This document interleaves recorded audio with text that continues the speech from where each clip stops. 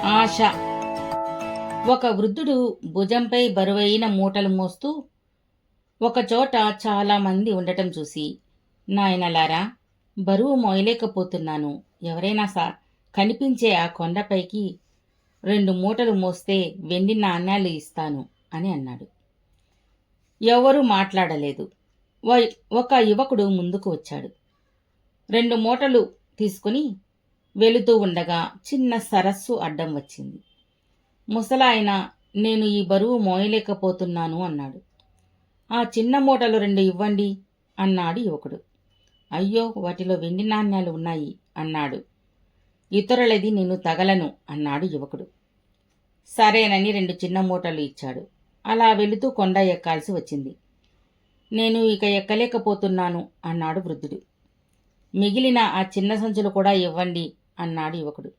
ఇందులో బంగారు నాణ్యాలు ఉన్నాయి అన్నాడు ఆ వృద్ధుడు. ఆ యువకుడు, ఇతరుల వాటిపై నాకు ఆశ లేదు అని అన్నాడు. ఆ వృద్ధుడు 2 సంచులను కూడా ఇచ్చాడు.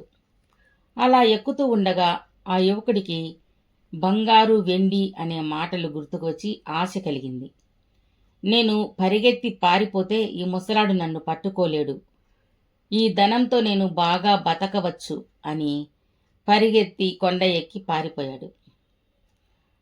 తరువాత మూటలు విప్పి చూశాడు. అందులో ధనం లేదు, రాళ్ళు, మట్టి ఉన్నాయి. అందులో ఒక కాగితం కూడా కనిపించింది. అందులో ఇలా ఉంది: నేను ఈ దేశపు మహారాజును, నాకు పిల్లలు లేరు, అందువల్ల నా తరువాత రాజును చేయటానికి వెతుకుతున్నాను, కానీ నీకు రాజు అయ్యే అర్హత లేదు అని రాసి ఉంది అందులో.